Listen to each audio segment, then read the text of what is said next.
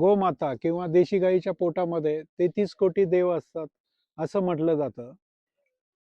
तर त्याच्या मागचं जे सायंटिफिक कारण आहे, शास्त्रीय कारण आहे, ते मी आज आपल्याला सांगणार आहे. तर पहिल्यांदा देशी गाय कशी ओळखायची, हे मी प्रथम सांगतो, की तिचा जो चेहरा आहे, तो असा उभट असतो आणि शिंगे उंच असतात, अशी वाकडी झालेली असतात.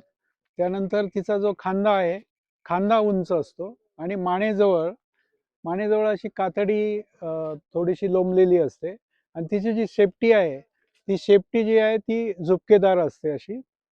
तर ही खिलार आहे गाय.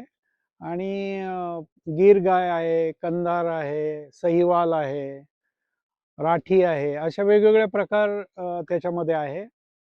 तर आपण हे समजावून घेऊ की देशी गाईचं एवढं महत्त्व काय आहे. तर आपण सुरुवात शेणापासून करू.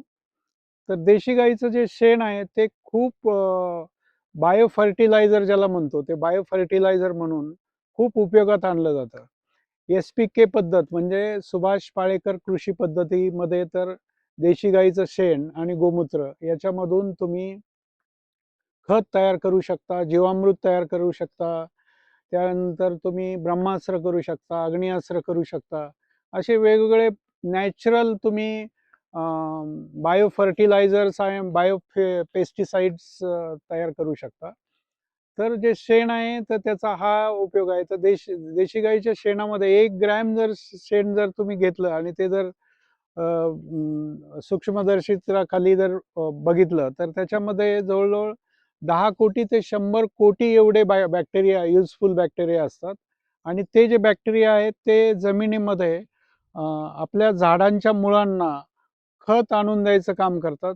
त्याच्यामधले जे नायट्रेट्स आहेत किंवा फॉस्फरस आहे, ते आणून द्यायचं काम खूप चांगल्या प्रकारे करतात.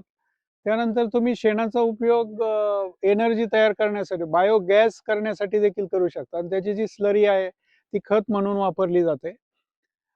त्यानंतर काही आध्यात्मिक याच्यामध्ये गौऱ्या वगैरे करून त्याचा यज्ञ वगैरे त्याच्यामध्ये देखील जाळला जातो आणि त्याचा यज्ञ केला जातो.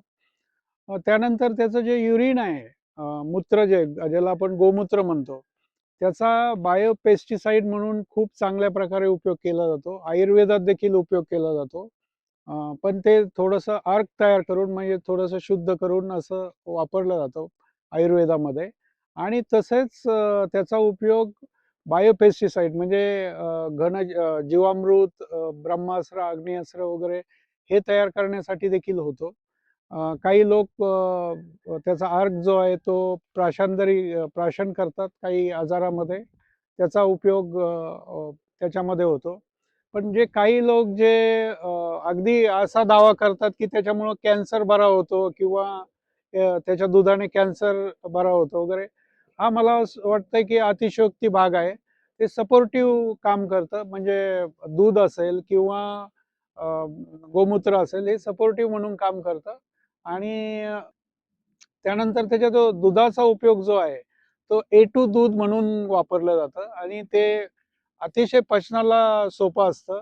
त्याच्यामधून अनेक जीवनसत्व आणि चांगल्या प्रकारचे तुम्हाला मिनरल्स वगैरे मिळतात आणि चांगल्या प्रकारे प्रोटीन्स वगैरे त्याच्यामधून तुम्हाला पचणारी अशी प्रोटीन्स मिळतात. म्हणून लहान मुलांना गाईचं दूध, लहान मुलं किंवा जी म्हातारी माणसं आहेत, त्यांना गाईचं दूध दिलं जातं, देशी गाईचं दूध. तर ह्या सगळ्या गुणामुळं शेतकऱ्यांनी तिला गोमाता किंवा तिच्या पोटामध्ये 33 कोटी देव आहेत, म्हणजे तिला मारली जाऊ नये, तिचं संरक्षण व्हावं, याच्यासाठी खूप पहिल्यापासून विचार करून असं तिला नाव ठेवलेलं आहे. म्हणून तिला गोमाता म्हणतात.